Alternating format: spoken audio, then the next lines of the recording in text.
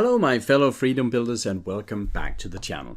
Last week I made a video about some swing trading I've been doing and how I performed in the Danish market so far, and the result was a ton of different questions. It sounds like you guys out there, you want more knowledge about swing tradings. And I do understand why, because when swing trading, if you really hit it right, you can get a lot more trades in a year, and if you're good and these trades are giving you a profit, then you can have a larger profit in a year. However, there are some caveats here. First of all, you're going to have to spend a lot more time trading when you're swing trading instead of just placing a trade and let it run. If you are not good at it, well, then you're just going to have more trades that give you losses, so you're going to burn your account faster. And then of course there is the broker fees and spreads and slippage and all that. You are going to pay a lot more to the broker. That said, since there are so many questions about it, of course I'm going to show you some more swing trading. First of all, looking at this one, we have I just picked a random stock here, Apple, from my list of stocks.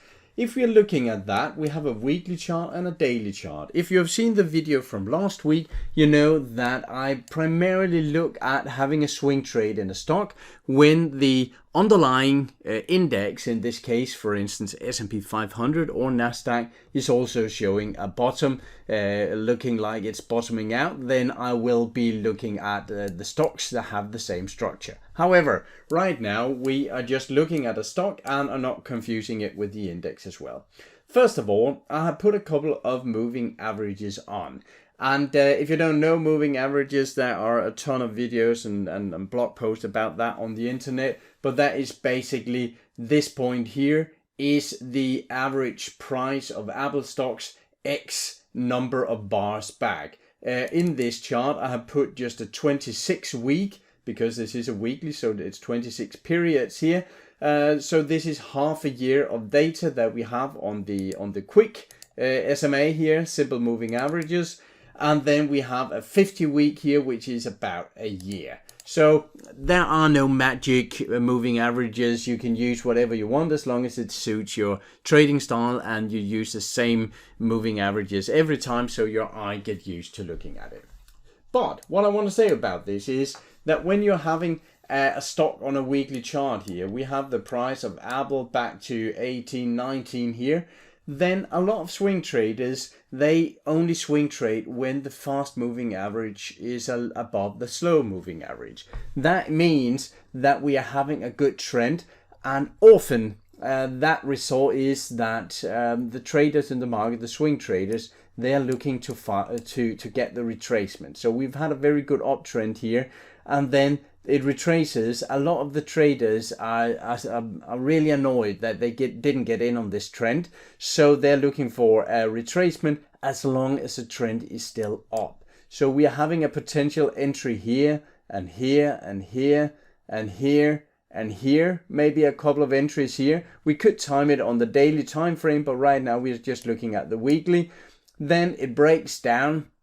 And actually since, in the spring 22, there hasn't really been a trend, a long-term weekly trend in Apple here. And we can see that on the moving averages as well. They are just a bit more, at least to the downside, but they are just hugging each other here. Meaning that if you were to swing trade here, you should more be what is called a reversal trader, trying to pick some tops and bottoms. And if you're shorting a stock, well, then Apple might be at a point where a swing trader would try to take a short position here. Normally I don't short trade myself, but I know some of you out there do.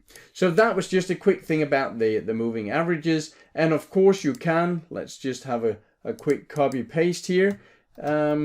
Let's see here, copy paste. You can use the exact same setup here on a daily time frame. If we can get it copied here, let's see. Yeah, here we go. And then you can use that to get your swings. If you think right now we are in an uptrend, then you can use this to find the daily swings when it comes down and touches your moving averages.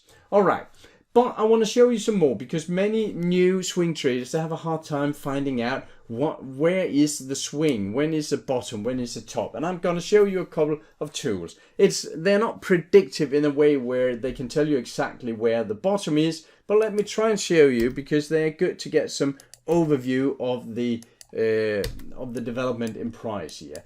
Let's just get a daily chart here. We go up in indicators, and the first one I'm going to show you is the Williams Fractals. And when I put this on, it can seem almost magic, because all of a sudden we can see these green triangles and red triangles, and they seem to pinpoint the exact tops and bottoms. So that would really be nice to have that, because then we know we could go short here and long, and some more long and some short, but that is unfortunately not how it works, because the fractals here are not drawn on the same day as we see them here. They are drawn 2 days after. And normally a fractal is, if we take this one for instance, what it takes for a fractal to be drawn is that we need 2 lower points to the left of it, and 2 lower points to the right of it. It's a bit different from fractal software to fractal software, how they draw it and what the rules are. But basically, you need some price data to the left to be lower, and you need some price data to the right to be lower, so that when you are, for instance, 2 days in here, this one is drawn. This one is drawn when the price has gone up here, because that is 2 days after. This one is drawn 2 days after, that is on this day, the fractal here is drawn, and so on and so forth. So as you can see, it's not a magic tool, but if you are not completely certain what the swing levels are, it actually gives you a very good point, because what we can start now is to see, okay, we have a definite swing top here, then we can draw a little area here where we are looking at, okay, if it comes down to test that area again. Now here it went below, and this is on a daily time frame, so it is a bit more erratic here, but then we can start using these areas here. We have a top here, so we can draw some sort of area. I usually draw it on the bodies, not the tops up here. But then we have a top here, and we break that, and when we get back to that, that could be a very good area to have the next swing low here, and that is exactly what we got. Of course, it's easier in hindsight, but this is how the fractals are working, and it's actually a very good tool. I know some people also, when they're seeing a string of fractals like this, they also use that to draw their trend lines from, like this, to get an idea. We're in an uptrend. We have a couple of points here, so maybe next time we get down to the trend line, that will be a point of a new swing upwards here. So that is the fractals, and that is something that you can use. And once I used it a lot, but in time my eyes have just learned to see this for themselves, so I'm not really using it on my charts anymore. Another indicator you can use is something called the zigzag. And again, we have an indicator that might look almost magic, because it really pinpoints the tops and bottoms. But what it does is that, let's just have a bit more zigs and zags here.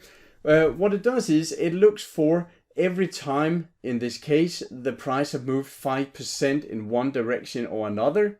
And when it has, and it starts to move upwards again, it draws to the bottom and are ready for the next leg. Let's just get this down so we are getting a bit more movement. And this is how many bars we need at least before start to form a leg. But let's just get that down to 3, for instance. Now what we can see here is that we need a movement of 1% for the leg to start being drawn, and at least 3 bars. So it starts drawing it here, and then it actually keeps drawing it. It's not drawing a top, it just keeps moving the line to the next top until we have a movement of at least 1% down and at least 3 bars. Then it draws the top on the highest top here and starts drawing the new line. But what we can see here is exactly as with the fractals, that we get actually a very good indication of where are the areas we should look for some swings on. We have one here. We have the other one here that we drew with the fractals. We have the one here that is definitely also a good one. So we start to get a good picture of where are the swings and when is the market too messy. For instance, here I wouldn't take a swing trade in this mess because we don't know anything about where tops and bottoms are. But as soon as we have a good trend, something like this, and the top has been drawn, then we might look for an entry somewhere near when we have a retracement down to this and a swing upwards. So the zigzag indicator and the fractals, maybe combined with some moving averages, is definitely something, if you are a new swing trader, that you can start looking at. Again, my recommendation is that you always start on the weekly chart. That gives a lot more slow movements, meaning that you have a lot more time to assess the charts and look for news and so on. And then when you think you have a very good swing high, swing low, then you can go down on the daily time frame to start to time it. I hope that was a bit of inspiration to those of you that requested some more swing trading information. I will be making more videos about it. I think I will make one more this week actually, where I come up with some swing trading candidates. That's all for now. Take care of yourself and your money out there. I'll talk to you again shortly. Bye.